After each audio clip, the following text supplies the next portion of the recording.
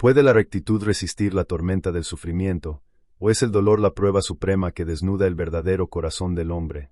En los silencios antiguos de la tierra de Uz, donde los desiertos se extendían como mares sin orilla y las caravanas eran hilos de vida que unían imperios y culturas, vivió un hombre cuyo nombre, siglos después, sigue pronunciándose con reverencia y temblor: Job.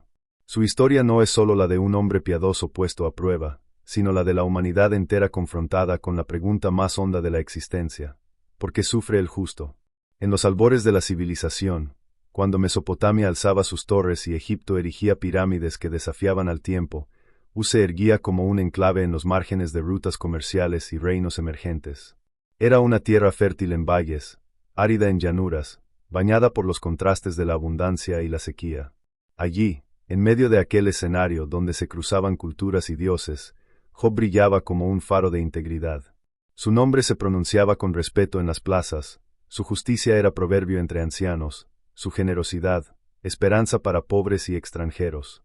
Job no era un hombre cualquiera.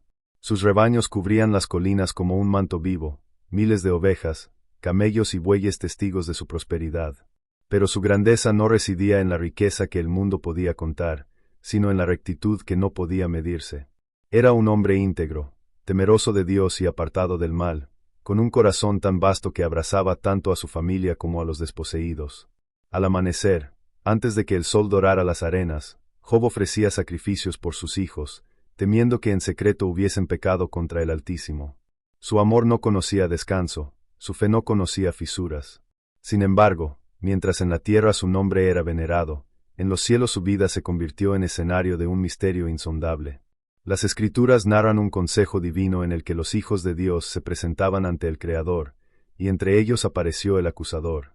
Una pregunta resonó en aquel tribunal eterno: ¿es Job fiel porque es justo en esencia, o porque la vida lo ha bendecido con abundancia? La cuestión era más que personal, era filosófica, universal. Si la fe depende del bienestar, ¿qué ocurre cuando éste se derrumba?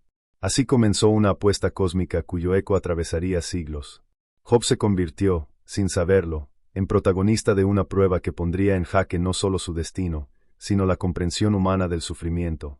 En los días que siguieron, la armonía de Job se quebró como un cántaro lanzado contra la roca. Primero, llegaron los mensajeros con noticias que parecían incendiar la realidad. En un mismo día, perdió sus ganados, sus siervos y, en un golpe brutal, a sus hijos. Como una ola tras otra, la desgracia no dio respiro, arrancando pedazos de su vida con la violencia de una tempestad. La casa que había edificado con esfuerzo y devoción se desplomaba ante sus ojos. El llanto de su esposa se mezclaba con el suyo, y la pregunta que nadie se atrevía a pronunciar vibraba en el aire: ¿qué mal había cometido aquel hombre justo para merecer tal ruina? Job rasgó sus vestidos, se cubrió de ceniza y pronunció palabras que aún hoy resuenan con fuerza: desnudo salí del vientre de mi madre, y desnudo volveré allá. Jehová dio, y Jehová quitó, sea el nombre de Jehová bendito. En ese instante, su fe se erigió como un muro contra el viento de la desesperación. Pero la prueba apenas había comenzado. El acusador pidió más. El cuerpo de Job, hasta entonces intacto, fue herido con llagas desde la planta de sus pies hasta la coronilla. La carne que había conocido la fuerza del trabajo y la caricia de sus hijos se convirtió en territorio de dolor. Job, sentado sobre cenizas, rascaba sus llagas con un pedazo de tiesto. Aquella imagen, despojada de dignidad y envuelta en miseria, se convirtió en símbolo eterno de la fragilidad humana. Incluso su esposa, quebrada por la desgracia, le lanzó palabras punzantes: ¿aún retienes tu integridad? Maldice a Dios y muérete.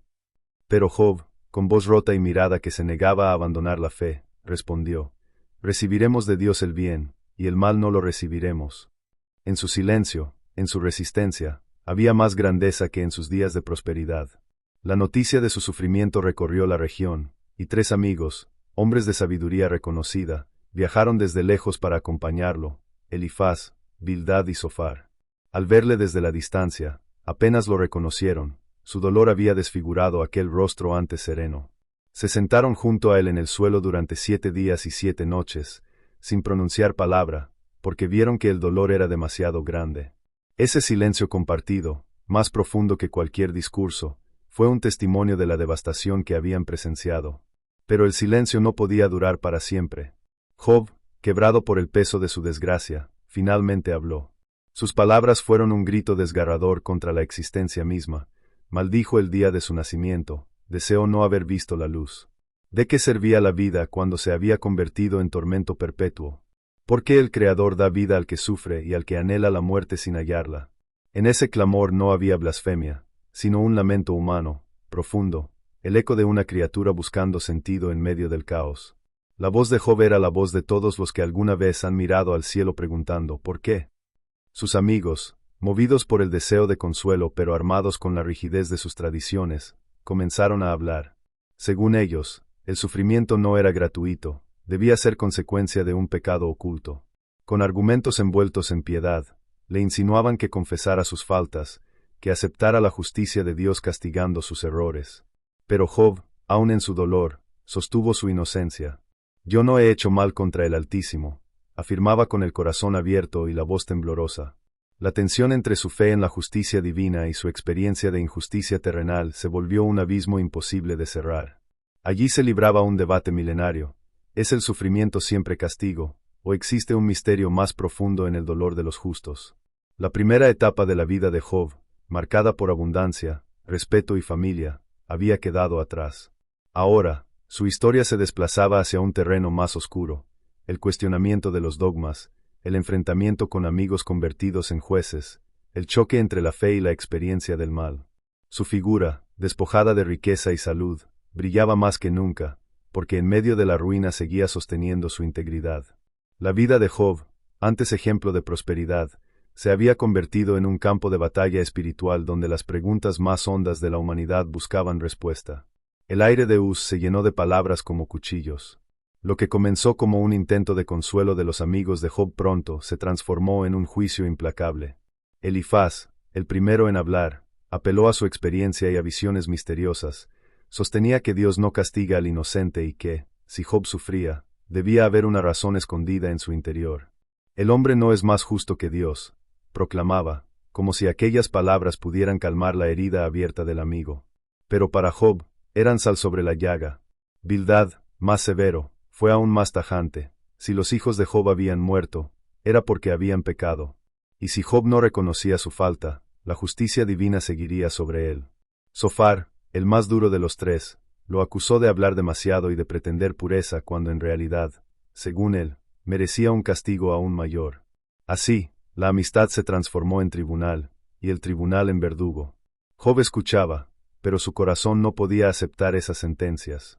Su vida había sido un continuo de devoción, de rectitud, de sacrificios ofrecidos no solo por él sino por sus hijos, por si acaso hubieran pecado sin saberlo. ¿Dónde estaba, entonces, la justicia?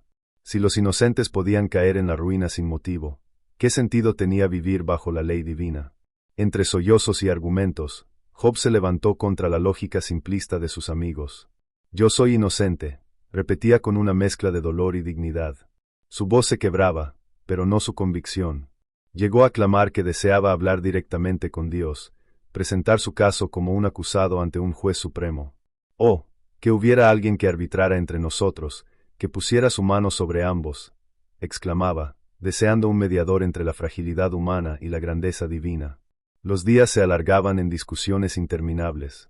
El sol caía sobre las arenas de Uz, y cada palabra parecía encender más la hoguera del conflicto. Los amigos insistían, Dios es justo, y si sufres, es porque has fallado. Job resistía, mi conciencia no me acusa, mi corazón no halla culpa. En aquel choque nacía una tensión universal, la contradicción entre la teología tradicional y la experiencia vivida, entre el dogma y la realidad desgarradora del sufrimiento humano. En medio de ese torbellino de discursos, Job comenzó a mirar su vida con nuevos ojos.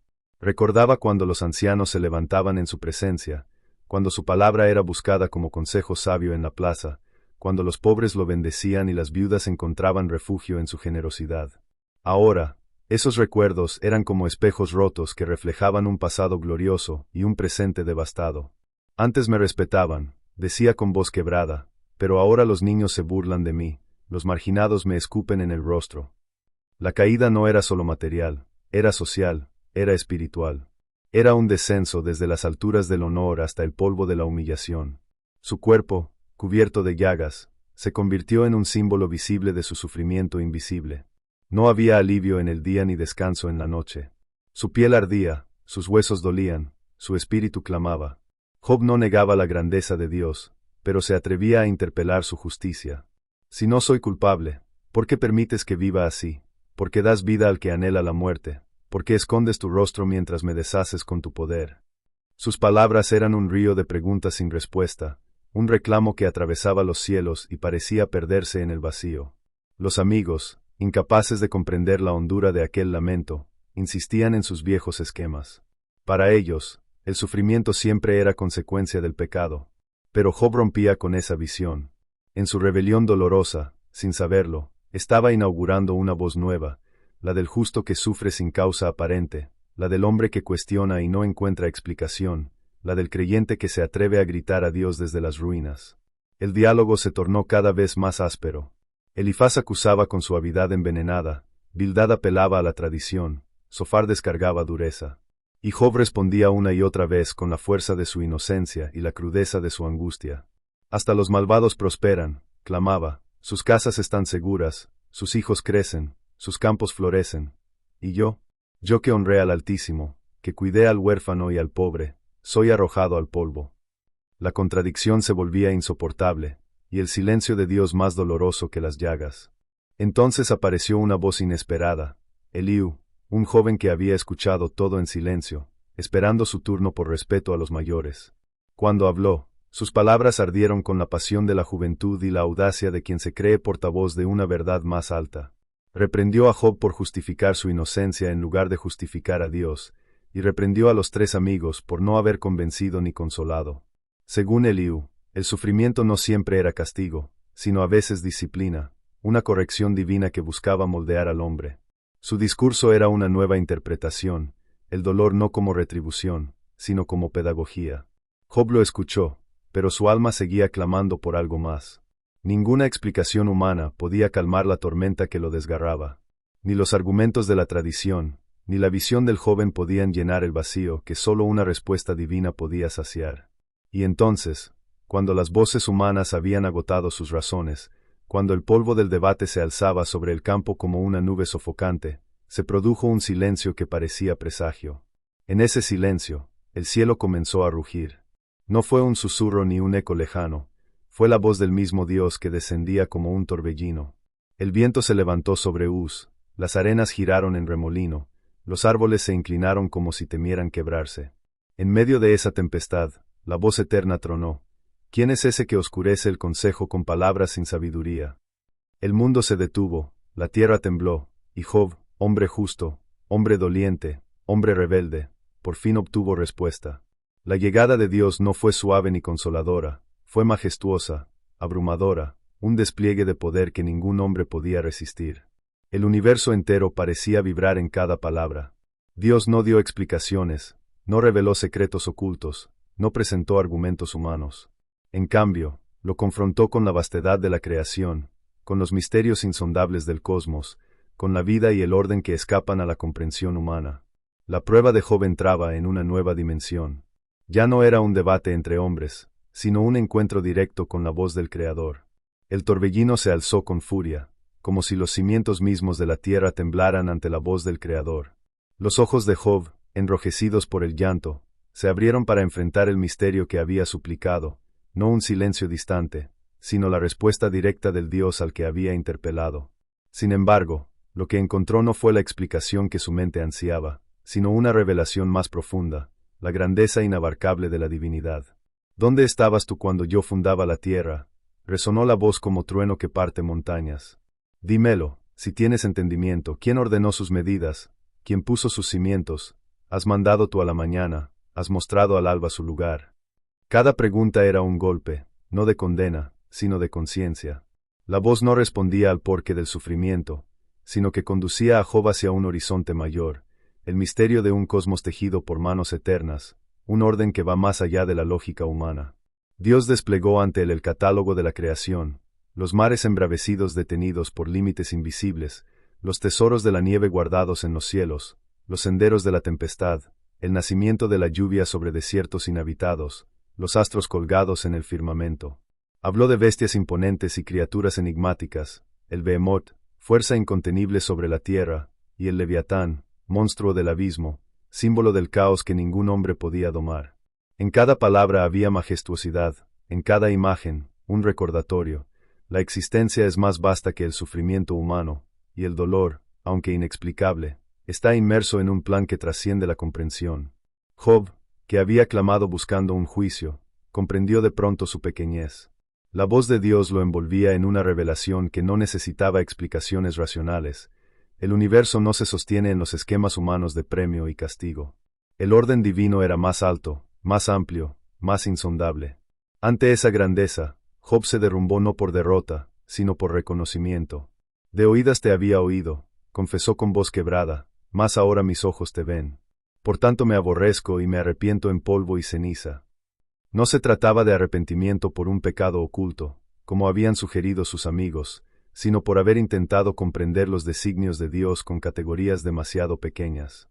Job encontró paz no en una respuesta concreta, sino en la experiencia directa de la presencia divina. El silencio posterior fue denso y luminoso. Los amigos, que habían acusado y juzgado, quedaron en evidencia. Dios reprendió a Elifaz, Bildad y Sofar: ¿no habéis hablado de mí lo recto, como mi siervo Job? Aquellos que se creían defensores de la justicia divina habían reducido el misterio a fórmulas simplistas. Fue Job, con su sinceridad desgarrada, quien había dicho la verdad, que el sufrimiento es un misterio y que la relación con Dios no puede reducirse a una transacción. En un giro inesperado, Dios ordenó a los amigos que ofrecieran sacrificios y pidió que Job orara por ellos. El que había sido herido, humillado y señalado, se convirtió en intercesor de los mismos que lo habían acusado. En esa escena, Job brilló con una grandeza mayor que la de sus días de prosperidad, la grandeza del perdón, de la compasión, de la fe que trasciende la amargura. Y entonces, el viento de la desolación comenzó a calmarse. La vida, que parecía perdida para siempre, renació con una fuerza nueva. Las Escrituras narran que Dios restauró la fortuna de Job, dándole el doble de lo que había tenido antes. Sus rebaños volvieron a cubrir las colinas, sus casas se llenaron de abundancia, y sus hijos e hijas fueron nuevamente su alegría. Pero lo más notable no fue la riqueza restaurada, sino la profundidad interior que Job alcanzó, un hombre transformado, no por lo que había recibido, sino por lo que había visto.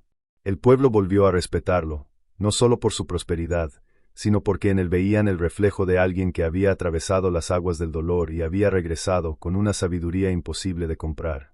Sus hijas fueron recordadas por su belleza, sus hijos por su fortaleza, y su descendencia se multiplicó como testimonio de la fidelidad divina. Job vivió largos años después, contemplando generaciones, su vida convertida en símbolo de esperanza para quienes sufren sin entender el porqué. El legado de Job no fue únicamente su restauración material, sino el mensaje eterno que dejó al mundo. El sufrimiento del justo no siempre tiene explicación, y la fe verdadera no depende de las bendiciones, sino de la confianza en medio de la tormenta. Su historia se convirtió en faro para profetas, poetas y filósofos, que a lo largo de los siglos encontraron en sus palabras un eco de sus propias luchas. Cuando los hombres enfrentan la injusticia, recuerdan a Job. Cuando el dolor parece incomprensible, su clamor resuena: ¿por qué? Y cuando el silencio de Dios pesa como plomo, también resuena su descubrimiento final, que la respuesta no siempre está en entender, sino en contemplar la grandeza divina. En la voz de Job late la humanidad entera. Su historia no se limita a las arenas de Uz ni a los siglos antiguos, atraviesa generaciones porque todos, en algún momento, enfrentamos pérdidas, enfermedades, traiciones, silencios. En cada lágrima, en cada noche en vela, Job se hace presente, recordándonos que no estamos solos en la pregunta, y que incluso en el dolor más inexplicable puede nacer una fe más pura. El libro de Job concluye con un hombre restaurado, pero la verdadera victoria no fue la recuperación de su riqueza, ni siquiera el nacimiento de nuevos hijos. La victoria fue su integridad inquebrantable, su disposición a buscar a Dios incluso cuando parecía oculto, su negativa a aceptar respuestas fáciles, su valentía para gritar al cielo y, finalmente, su humildad para reconocer la grandeza de lo que lo sobrepasaba. Job se convirtió en un testigo eterno de que el sufrimiento no anula la fe, sino que puede purificarla. Su vida fue un drama cósmico que expuso el dilema más profundo de la humanidad y lo resolvió no con teorías, sino con un encuentro. En el polvo y la ceniza, en el torbellino y en la restauración, en la herida y en el perdón, Job dejó al mundo un legado que aún hoy resuena, que la integridad vale más que la prosperidad, que la fe no depende de las circunstancias, y que la grandeza de Dios trasciende todo entendimiento humano. Y así, la historia de Job, hombre justo probado en sufrimiento extremo, se convierte en un canto eterno.